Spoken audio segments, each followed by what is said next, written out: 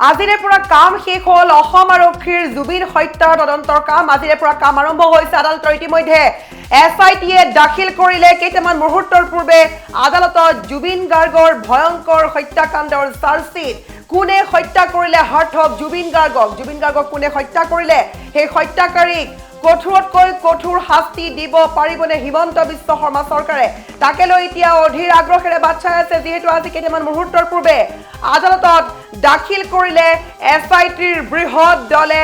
জুবিন হত্যাৰ ভয়ংকৰ চাৰ্জশ্বিট আৰু ৭,০০০ পৃষ্ঠাজোৰা চাৰ্জশ্বিটৰ পৃষ্ঠাই আছে ভয়ংকৰ তথ্য জুবিন গাৰ্গৰ লগত সেইদিনা কি ঘটনা সংঘটিত হৈছিলে 19 ছেপ্টেম্বৰৰ দিনাখন জুবিন গাৰ্গৰ লগত ইয়ত পাৰ্টিত কি ঘটনা সংঘটিত হৈছিলে কেনেকৈ হত্যা কৰা হৈছিলে জুবিন গাৰ্গক সকলো কথা লিখা আছে ভয়ংকৰ চাৰ্জশ্বিটত ইতিমধ্যে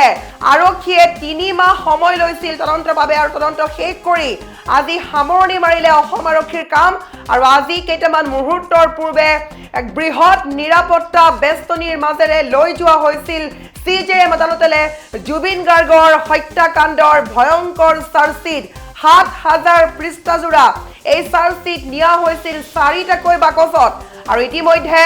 দাখিল কৰিছে এছআইটিয়ে মুন্না প্ৰসাদ গুপ্তাৰ নেতৃত্বত এছআইটিয়ে দাখিল কৰিছে কোৰ্টত সকলো চাৰ্জশ্বিট আৰু কেইটামান মুহূৰ্তৰ পিছতে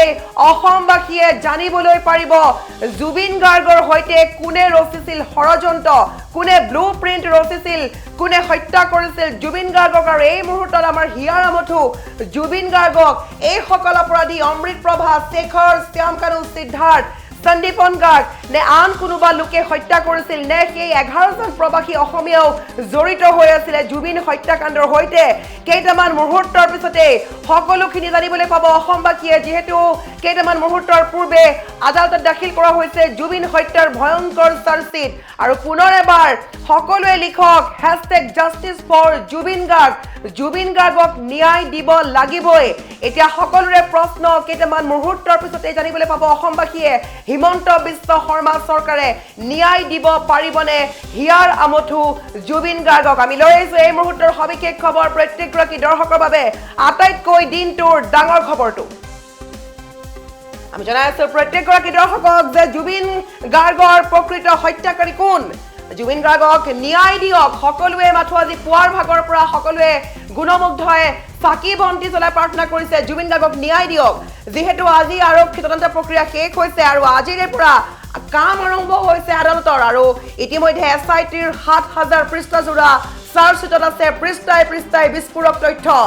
আৰম্ভ হৈছে ন্যায়িক প্ৰক্ৰিয়া আমি জনাই আছো প্ৰত্যেকগৰাকী দৰ্শকক সকলোৱে বিচাৰি আছিলে অপেক্ষাৰে বাট চাই আছিলে আজি দিনটোৰ বাবে আজি কেইটামান মুহূৰ্তৰ পূৰ্বে ৩ মাহ জোৰা তদন্তৰ অন্তত এছআইটিৰ দলে এইদৰে আদালতলৈ লৈ গৈছিল জুবিন ঘটনাৰ প্ৰতিটো আঁৰৰ তথ্য ৪টাকৈ বাকচত আছে জুবিন হত্যাৰ ভয়ংকৰ চাৰ্জশ্বিট আমি পুনৰ কৈছো বহু প্ৰত্যাশিত চাৰ্জশ্বিটক লৈ CJM আদালতলৈ ৰাওনা হৈছিল এছআইটিৰ দল আৰু আজি দিনটোত ৭,০০০ পৃষ্ঠাজোৰা বিস্ফোৰক অভিযোগনামালৈ CJM আদালতলৈ ৰাওনা হৈছিল এছআইটিৰ বৃহৎ দল আৰু কেইটামান মুহূৰ্তৰ পূৰ্বে আদালতত দাখিল কৰিছে এছআইটিয়ে জুবিন হত্যাৰ ভয়ংকৰ চাৰ্জশ্বিট আৰু আপুনি মই ভবা সকলৰ নাম থাকিবনে চাৰ্জশ্বিটত তাকে লৈ এতিয়া চৰ্চাৰ কেন্দ্ৰবিন্দু হৈ পৰিছে হিয়াৰ আমঠু জুবিন গাৰ্গে ছিংগাপুৰলৈ যোৱাৰ পিছতে 19 ছেপ্টেম্বৰ দিনাখন কি হৈছিল জুবিন গাৰ্গৰ সৈতে ইয়ত পাৰ্টিত কেনেকৈ কৰোণ মিত্ৰক আঁকোৱালি ল'ব লগা হৈছে জুবিন গাৰ্গে হঠাৎ খবৰ আহিছিল যে জুবিন গাৰ্গ আৰু আমাৰ মাজত নাই আৰু সেইগৰাকী জুবিন গাৰ্গক ইতিমধ্যে মুখ্যমন্ত্ৰীয়ে কৈছে সদনৰ মজিয়াত স্পষ্টভাৱে কৈছে যে জুবিন গাৰ্গক হত্যা কৰিছে এজনে আৰু ৪-৫জনে সহযোগ কৰিছে গতিকে ৪-৫জন আৰু হত্যাকাৰীজন কোন তাৰ বাবে আজি এই যিখন চাৰ্জশ্বিট দাখিল কৰিছে এছআইটিয়ে এই চাৰ্জশ্বিটৰ বাবে উৎকণ্ঠাৰে সকলোৱে অপেক্ষা কৰি আছিল 12 ডিচেম্বৰৰ দিনটোৰ বাবে আৰু অৱশেষত আজি বৃহৎ নিৰাপত্তা বেষ্টনীৰ মাজেৰে লৈ যোৱা হৈছিল CJM আদালতলৈ জুবিন গাৰ্গৰ ভয়ংকৰ চাৰ্জশ্বিট ৪টাকৈ বাকচত লৈ যোৱা হৈছিল শিল্পীগৰাকীৰ এই চাৰ্জশ্বিট আৰু যিটো চাৰ্জশ্বিটত পৃষ্ঠাই আছে হয়তো ভয়ংকৰ তথ্য আজিৰে পৰা কাম শেষ কৰিছে অসম আৰক্ষীয়ে ৩ মাহ সময় লৈছিল অসম আৰক্ষীয়ে জুবিন গাৰ্গৰ তদন্ত কৰিবলৈ আৰু তদন্ত প্ৰক্ৰিয়া শেষ কৰি আজি ৭,০০০ পৃষ্ঠা জমা দিছে আদালতত আৰু এতিয়া কাম আৰম্ভ হ'ব আদালতে ন্যায় দিব পাৰিবনে জুবিন গাৰ্গক তাকে লৈ এতিয়া উৎকণ্ঠাৰে বাট চাই আছে অসমবাসীয়ে মুখ্যমন্ত্ৰী হিমন্ত বিশ্ব শৰ্মা চৰকাৰে প্ৰকৃত হত্যাকাৰীক চিনাক্ত কৰিব পাৰিবনে বা সেইসকলক কঠোৰতকৈও কঠোৰতম শাস্তি দিব পাৰিবনে তাকে লৈ এতিয়া অসমবাসীয়ে প্ৰশ্ন কৰিছে মুখ্যমন্ত্ৰীগৰাকীলৈ আৰু এই মুহূৰ্তত আমি বাৰে বাৰে কৈছো সকলোৱে প্ৰায় 7 মিলিয়ন লোকে লিখি আছে #justice4Jubin Garg আজি 3 মাহ সমাপ্ত হোৱাৰ দিশে কিন্তু বৰ্তমানলৈকেও জুবিন গাৰ্গে লাভ কৰা নাই ন্যায় আৰু জুবিন গাৰ্গৰ প্ৰকৃত হত্যাকাৰী কোন আপোনাৰ মতে প্ৰকৃত হত্যাকাৰী কোন আপুনি কমেন্ট বক্স খোলা আছে আপুনি কমেন্ট কৰক শ্যাম কানু মহন্ত নে সিদ্ধাৰ্থ শৰ্মা মূল মাষ্টাৰমাইণ্ড অথবা সহযোগ কৰা সকল অমৃত প্ৰভা শেখৰ সন্দীপন গাৰ্গ এই সকল হ'ব পাৰে নেকি বা সেই সকল সিংগাপুৰত বসবাস কৰা 11 জনকৈ প্ৰবাসী অসমীয়াৰ কোনোবা জড়িত আছে নেকি তাকে লৈ এতিয়া প্ৰশ্ন উত্থাপিত হৈছে আপুনি মই ভবা সকলৰ নাম থাকিবনে নে আপুনি মই ভাবিব নোৱাৰা অন্য কোনো লোকৰ নাম থাকিব